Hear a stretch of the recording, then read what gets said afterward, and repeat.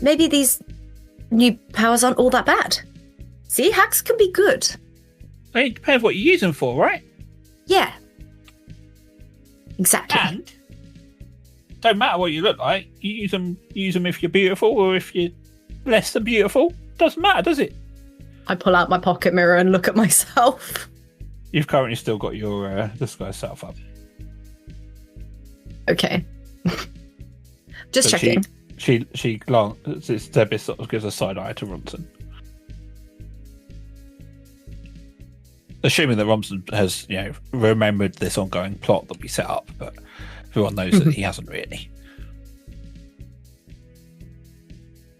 Ronson's still thinking about Astrid. Yeah. Mm-hmm. Sorry, I wasn't paying attention. I'm still thinking about the love I've lost. What's the matter? What do you want? What do you need?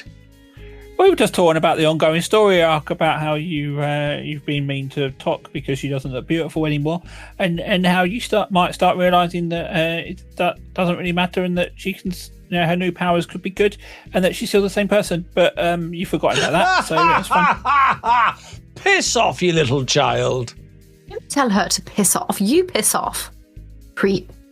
I'll just put my arm around Zebus. Thank you for believing in me. I really don't like that little child.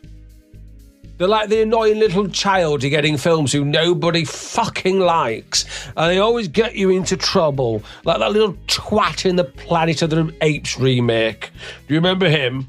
She's like that. Have they got to the point in that series yet where the astronauts come back? Sorry, I'm talking about the Tim Burton remake. I'm forgetting, of course, there's been all the recent ones as well, hasn't there? I was trying to work out what annoying child we were talking about, but I forgot about the Tim Burton. Yeah, that's what I meant. I hate that trope, of the child who's got to be like, ooh, I want to be an adult. So they do something to try and be brave, but put everybody in bloody jeopardy. Like in Iron Man 3, and then he turns up at the funeral, and everyone goes, who the fuck is that? We have to Google him. Yeah, but that kid didn't put anybody in jeopardy. Awful. He wasn't a precocious kid who put everybody in jeopardy, was he? Well, didn't he fuck around with Iron Man stuff? Oh, I can't remember. I don't remember that. Awful and this film. is what Zebis is. She's an annoying child who's. I think. Could we have like a vote? Could we ask our 5 listeners? Could we do something like DC Comics when they did that thing with Robbing, where people voted whether he got killed or not? Could we do that with Zebis? And our listeners can vote as to whether we sacrifice her or not in some kind of a way. She's died once, unless you can find some fancy way of getting her back to the world of the living. She's not living past this season anyway, really. Spoilers. Yeah, wow. She's basically she's going to be left in hell. Well, I mean, that's the logical conclusion, right? If you're getting back home, I mean, no one said it out loud, but you can't take a ghost back, can you? Also, we've had over 7,000 listens in the last 30 days, so stick your 5 up your arse. There we go. Can we get 7,000 people to vote on Zebis? Probably not. She gave us one of the best scenes of the podcast, she did. Was she the person with drowning ice? Me. Oh, yeah. And ladder. No. Did Tok throw her off a ladder? Was it that one? They're the best scenes I remember. No, Tok sliced the head off, and me and Vic did some amazing podcast acting. Did Zebis put a penis in toxic waste? I don't remember that. Did she take down a Kraken in one move? Yeah. That was great. So it turns out that Zebis was behind the curtain in all of these. All of these things, making it happen. So she somehow sort of travels back through your timeline and was just round the corner. So when you threw all the arrows at the Kraken, she was just like on its back and stabbed it in the heart and things like that. That's canon now. It's been Endgame all along. I was thinking Clara and Doctor Who, but again, only one of you will get that. So, right, what are we doing now? That was a brief side quest, wasn't it? I think a rest after all of our, escapades today. I don't know about you, but I could do with one. No? Just me? If that's what you wish, we can rest. I could do with a nap. Okay, well, I'm there's 30 hit points down, but I mean, doesn't really bother me because I'm a tough guy. Let's sleep for 2 days, and then the little lad will be back with our Roberts. I'm going to just get into a bed. Go to sleep. Not for 2 days. Okay. So if you want to have a long rest, Yeah. we're going to, for this presumably episode, do something a little bit different. Mm-hmm. Because you all need to level up to level 12. Oh, Yeah. Oh, that's so exciting. Oh, God, I've got to find more spells now. This is a pain in the ass. Well, there's also something else that's very, hopefully, exciting. Mhm. I can time travel. Well, you can turn it to Han Solo. all of your special equipment that I made up for you Mhm. gains special new stuff every 2 levels. Oh my god. So you're going to get some nice new stuff on your equipment. Now, previously, I've gone and done that myself and then given you the thing. I thought what we do is we might have a little talk through and you can help tailor your equipment to what you would like it to do. To an extent, That's right, so and that's the exciting. options. Who would Be like? good. Who would like to start? Ladies first. Yeah, me. So Me. you have your Nightingale armor, of course. I do. So I am going to take the Nightingale armor level 10, Mhm. which, as a reminder for everybody, has a few different things. Says as he navigates through. So it gives you 2 bonus to stealth, Mhm. 1 bonus to your dexterity, Mhm. and also for 1 charge each, it allows you to cast protection from cold, Mhm. protection from necrotic, protection from radiant, Nightingale's illusion, which gives you makes it harder to resist your illusions, I believe, Mhm. and Nightingale's touch. Mhm. I used a couple of those in the last fight. Yeah, I just need to remind myself what Nightingale's touch does, actually. It's it's pickpockety. Oh, yeah. Mhm. So, and those modifiers, you got bonus dexterity, bonus stealth. Mhm. I'm going to give you 2 points to either add to one of those or propose a different bonus.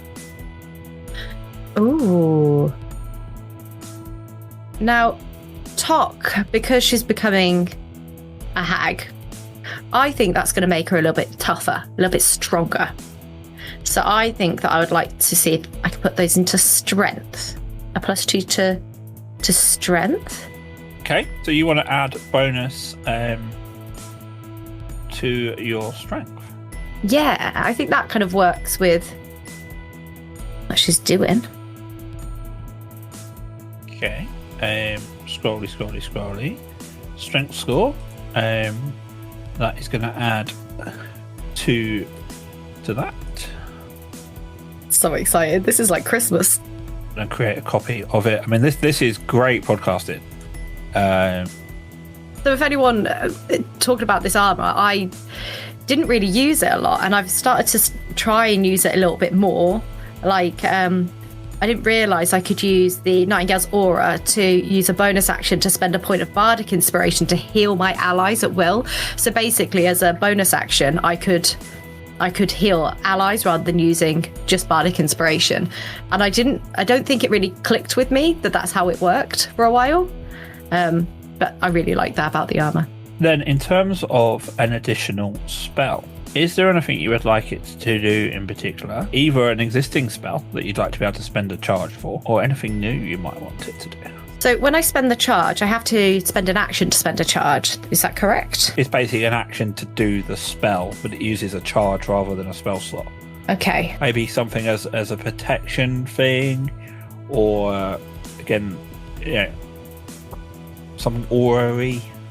I was thinking orrery. Yeah. I think I want to lean into the hag stuff a little bit more and think, what would a hag want protection from? But we've already got protection from radiant in there, right? We do.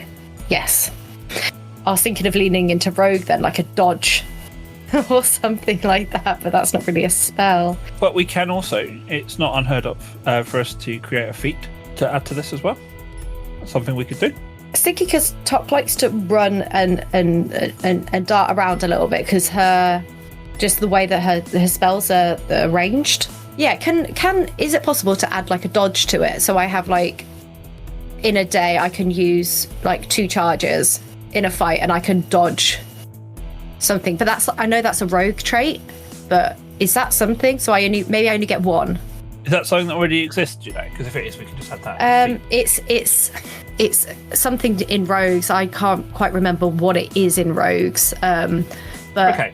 Well, it's called uncanny. It's uncanny dodge, where I think you can take half damage, and if you are already taking half damage, it negates the damage completely. Okay. What I'll do, if you can have a look and just see if how I might be able to find that. I'm gonna speak to one of the other guys, and we will set that up after. Have a look. I've googled it in D&D Beyond. I'm doing it. Cool. Awesome. Right. So your armor then eventually will have the ability to give you an uncanny dodge. Mm-hmm. Plus also, you've now got a +2 to your strength score. Yeah, thank you so much. Do I need to add that on, or will it automatically go on with the item? When we finished it, you will need to add Nat armor level 12 rather than level 10. So we'll do that one. I'll confirm when we can do that. I think I found it. It's just a rogue. It's a rogue trait. It's uncanny dodge is just a rogue trait. Starting at 5th level, when an attacker that you see hits you with an attack, you can use the reaction to halve the attack's damage against you. But I know I wouldn't use it all the time because I'm not a rogue. So maybe it's got a charge for that. Yeah, well, I would say maybe 2 uses a day uses a charge. Cool. I'll write that up. I'll write that up as a feat, and we'll add that in. And I'll let you know when you can add the armor. Amazing! Thank you so much. Yay! Cool. And obviously you get that as well as any additional level ups you do, because you are of course multi-classing. Yeah. Let's go. Cool. Who's next? So I've been looking at my stats, and they're largely okay in terms of character and whatnot. I mean, the one thing that might need boosting is intimidation, because I think Porky could be intimidating, and he has that pirate background, which gives him an advantage on that or something. But his intimidation is -1. Yep, that sounds fair. So you, much like we talked, can add up to 2 to any skill. Do you want to add 2 to intimidation? Do you want to add 1 to it? No, I think I'll add 2 to intimidation. Everything else feels about right for him, if that makes sense. Like, he's not a good liar, so his deception's low. That's fine. It feels sort of against the character for him, who is quite clearly a bad liar, to suddenly be a good liar. Perception's up. He's a perceptive little guy. Performance is down because he's bad at performing. Sleight hand up, stealth up, survival up. So yeah, I think in terms of character, and as he's progressed, and the things we randomly discovered that have been there since day 1 and nobody noticed, I think 2 to intimidation. Right. Yeah. So your hunter's bow will give you 2 to intimidation. Is there now? So this is something. Obviously, I looked at giving an option for a melee, but didn't really work because your other axe was better. Yeah. Which I hadn't really realised. So is there anything else you would want your bow to do? I would like, I've not thought of this, but something does spring to mind. A rope arrow. Oh, yeah. So he can sort of like swing about the place like Batman. Oh, that'd be, yes, because I mean, you got a +7 in athletics. Yeah, exactly. Acrobatics is quite poor. Well, he won't be doing any flips. No. Okay. So what I'll do then, I'll need to write this stuff down. So I need to do uncanny dodge for Tok, and we'll create a rope arrow spell for poor guy. I'm thinking we'll use it much like your other arrows in that it will use a charge. It'll probably do sort of normal damage if you just fire it into somebody, but of course you've then got them restrained. Oh, I could scorpion them. Yeah. Okay. So what about on a hit, you can use a bonus action to make a strength check, and if you succeed, you can scorpion them over to you. Oh, this is wonderful. If you succeed on the strength check, you pull them over, and then I'd like to basically just nut them, just headbutt them. Yeah. Essentially, it gives you a pull and a follow-up attack. Yeah, I'm down with that. I've got a question though about leveling up. So, do I have the option to level up either of my classes? So I could level up Ranger to 11, or I could level up Fighter to 2. Correct. I don't think I get anything for either of those things though. No, because you'll get more HP, etc. Yeah. But typically stuff does happen. I'm surprised if you don't get anything at Fighter at 2. But yeah, because obviously you're now sort of spreading the levels about, you're going to be getting less impact. Like level 12 of one thing might have been good, whereas 11 and 2 aren't going to be as impressive. Yeah, so I've took Fighter up to 2, and it's not giving me any sort of add something here. Everything seems to kick in about level 12. Although it has given me an action surge, but I can't use that again unless I've had a rest. Seems limited. I think I'll just take Ranger up to 11. Cool. Get my HP up a bit more. 124 now. Right, so what I think Rope Arrow will do then is it's a normal arrow attack. We'll work out the die, probably 4d4 because that's what you normally get. On a hit, it basically digs into them. You can then take a bonus action to do a strength check. If that succeeds, you pull them in, and then you get a free follow-up attack on them for that bonus action. Yeah. That sounds good. I like that thematically. It works. Does indeed work. Right, those two are easy. Buckle in, everyone. It's the mid part of the podcast, so it's time to do a little admin, but I'll keep it brief, so don't worry about that skip 30 seconds button. But since you already have your phone in your hand, please do give us a review. It's really important to the algorithm, it massages our ego, and we do really appreciate it. Unless you want to give us like 1 star or something, then keep it to yourself, mate. We have a Patreon with loads of great benefits and exclusive audio and visual treats that you can join for free, or give us a little money, zero pressure.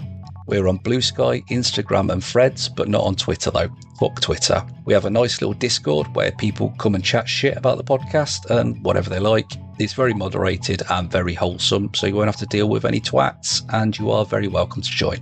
All the links to all the things I've mentioned, our whole back catalogue and more can be found at dungeonsanddickheads.co.uk. That's dungeonsanddickheads.co.uk, and also underneath this podcast. Thanks to our paying Patreons, Stranded, Mo Lane, Matt Hoss, Krista, Russell, Vic, and special thanks to top tier Patreons, Graham and Kaylee. You're all good eggs though. I'll now return you to whatever the fuck was going on before I started talking via the magic of Stephen's editing. What do you mean, buckle in? Neil, what do you foresee your staff of Daniels being able to do? Turn him into Han Solo. Would that be a possibility? I mean, we could do that using like a transfiguration. It would be permanent. I don't think I could do the voice. And of course, the problem being that Han Solo, arguably weaker than Ronson. Yeah, but he's got a cool gun and he's sexy. You'd rather all that than be able to do magic missile. I mean, I'm fed up of magic missile. I mean, my greatest wish really would be to have spells that are all equally good but different in different ways. And have you looked at your spell list? No.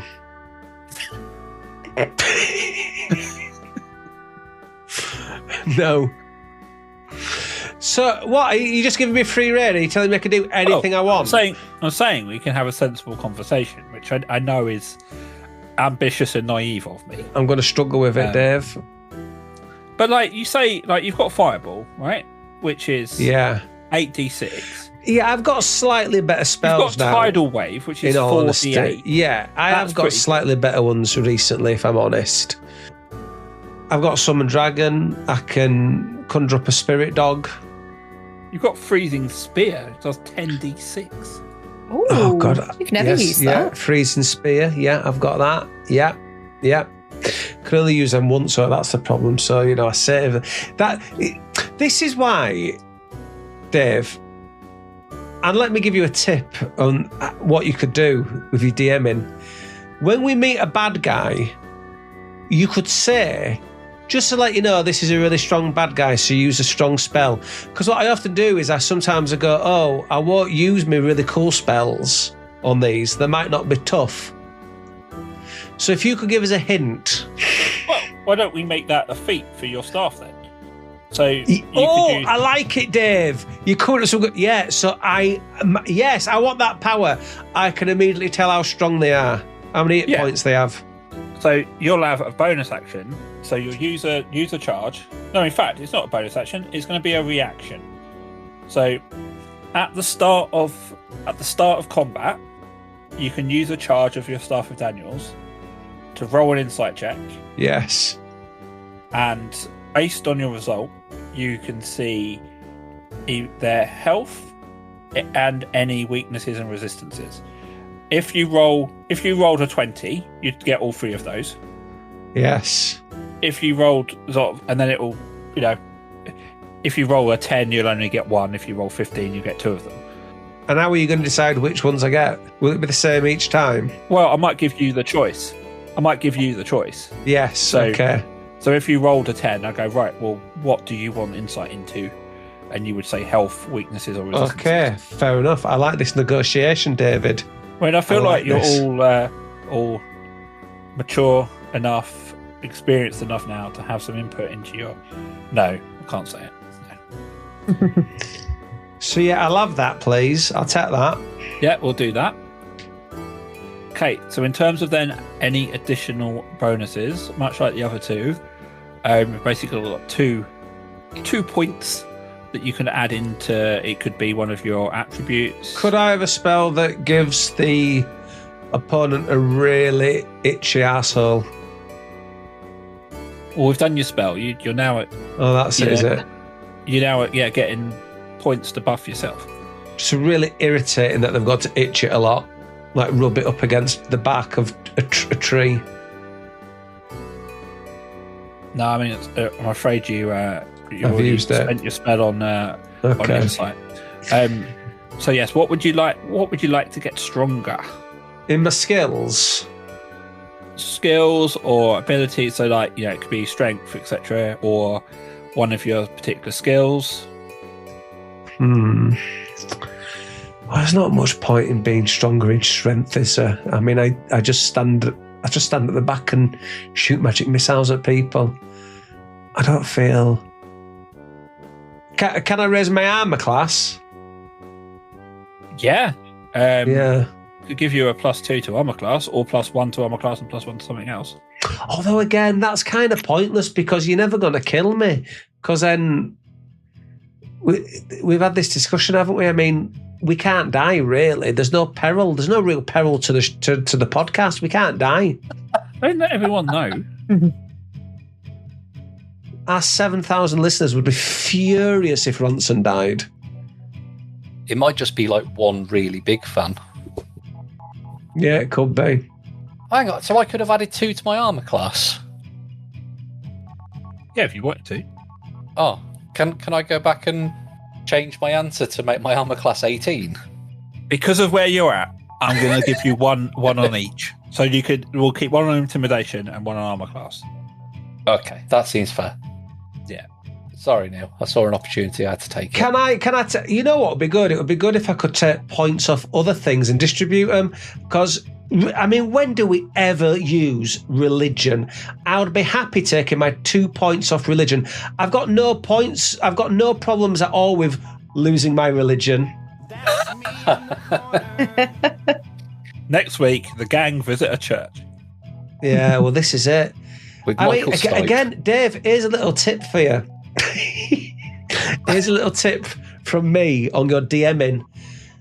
We've never what have we never used here? I've never used animal handling, apart from when I kicked the shit out of that otter. Actually, you know what, Dave? I can't do this joke. It's not going to work because I think I have used pretty much all of these. Actually, I was going to go down this list and say all the things I've never used.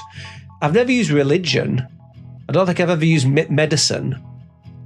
I think we have done like nature checks, haven't we, and stuff. Yeah. So I take it back, David. Congratulations, you're covering all bases apart from the religion. Famously atheist.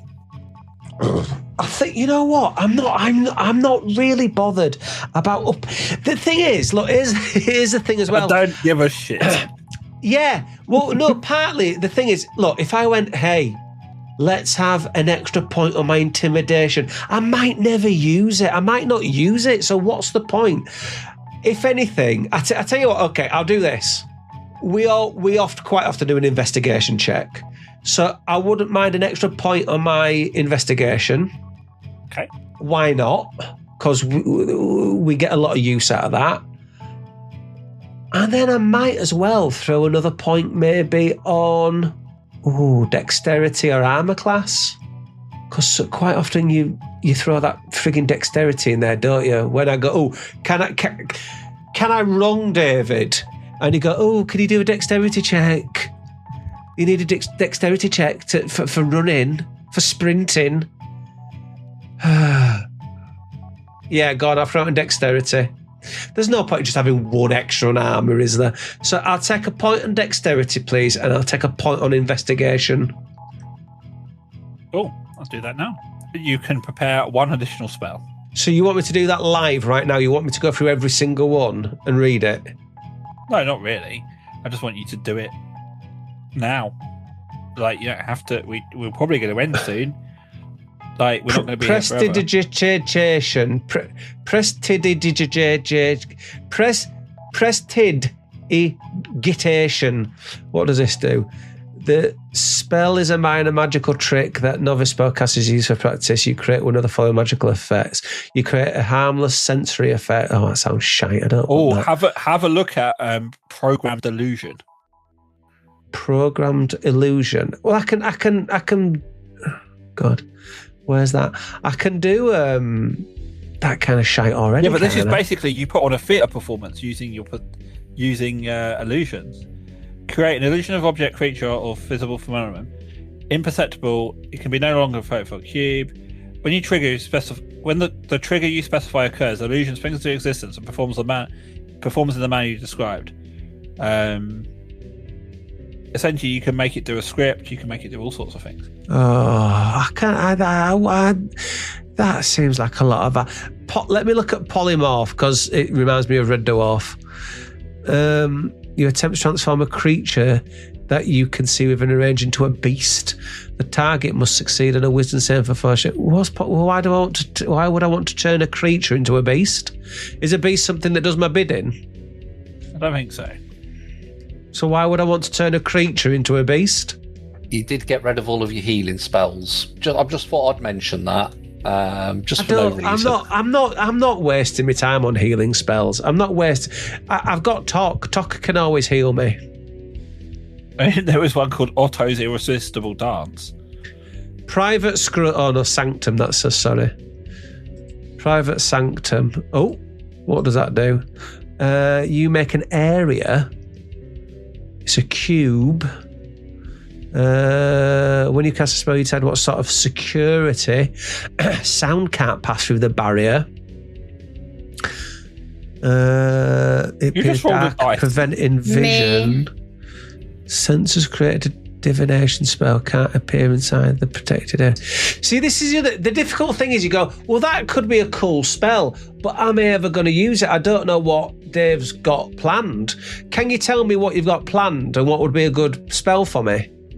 Well, we know there's a beholder coming. What does a beholder do?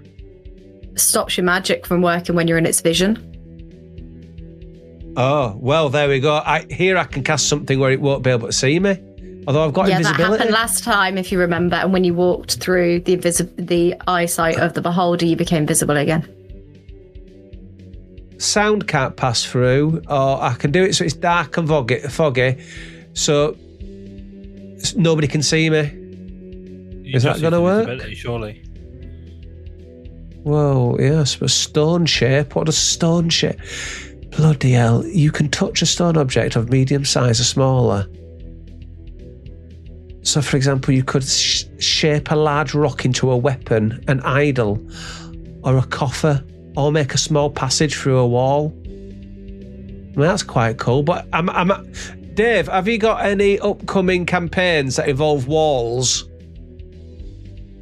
No. Have a look at Magic Jar.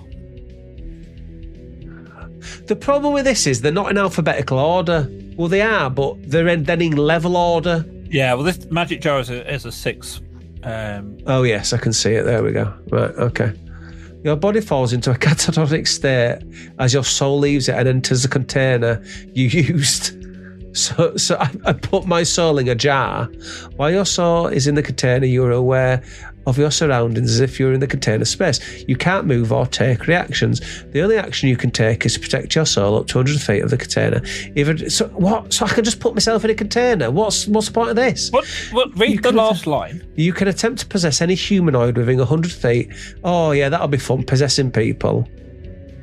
I mean, that feels like that's setting us right up for some farce. Yeah, I'll do that then. I'll have that, Dave. I'll have that. Magic jar. There we go. There we go. Cool. Sorted. I'll possess a few people. I'm gonna possess Porky. Well, we're all having fun. I am. So, well, I am. I like this stuff. I'm actually talking D&D nomination for Best DM 2027. Well, not nominated, not shortlisted. Nominated. No, what I'm saying is, this is my entrance.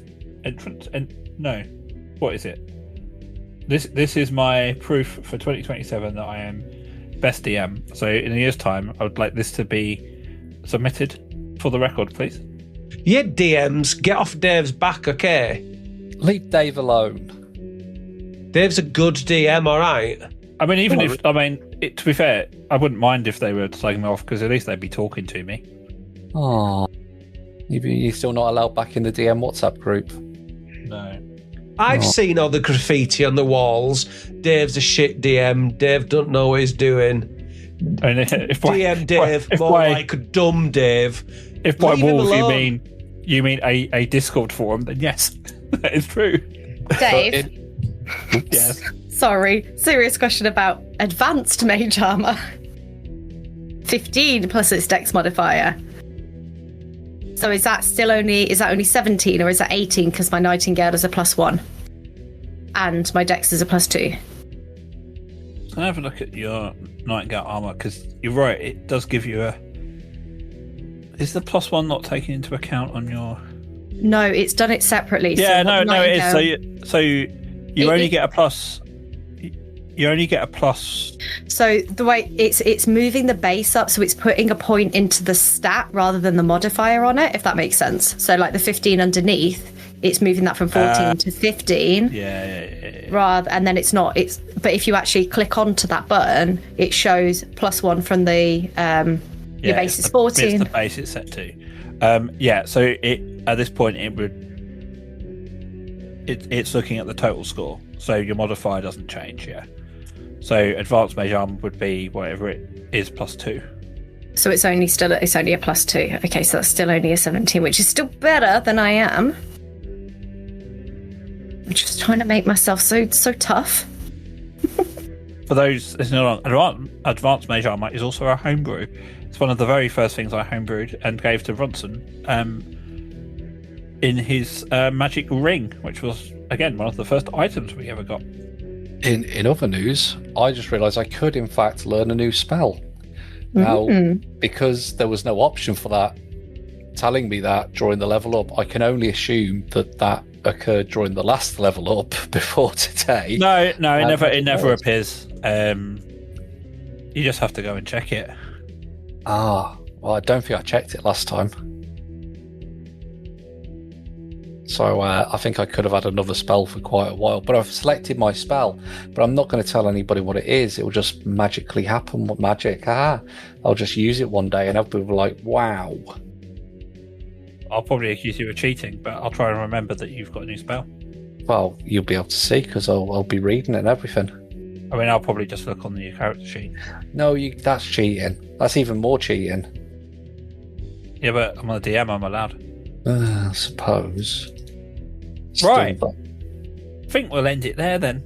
Now we've got all some new stuff and I've got some homework to do. Yeah. What I will do is I will re-equip your new versions of your items.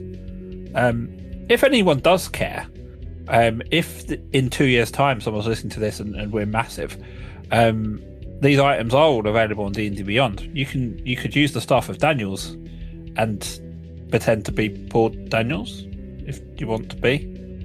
So go do that. Please seek permission from me first. You don't have to do that. Bye, everyone. Bye. Goodbye. Check out dungeonsanddickheads.co.uk. That contains everything you could possibly need. And thank you very much to Stephen Rankin for editing this and truly polishing the turd into what you hear now. Anyway, back next week. See you Friday. Bye.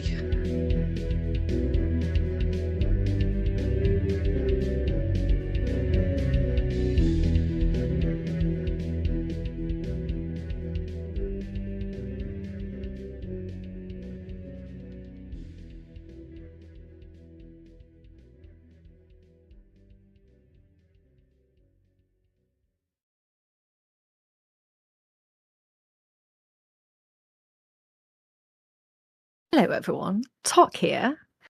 I'd just like your attention for a couple of moments for a good friend. See you soon. Hello, I'm raising money for Beats in Cancer charity by attempting to skateboard from the west coast of Scotland to the east coast of Scotland. The 116-mile route will be split up across 3 days and will take place at the end of July. Day 1 is Porting Cross to Glasgow, the longest day, just under 50 miles and estimated to take around 10 to 12 hours.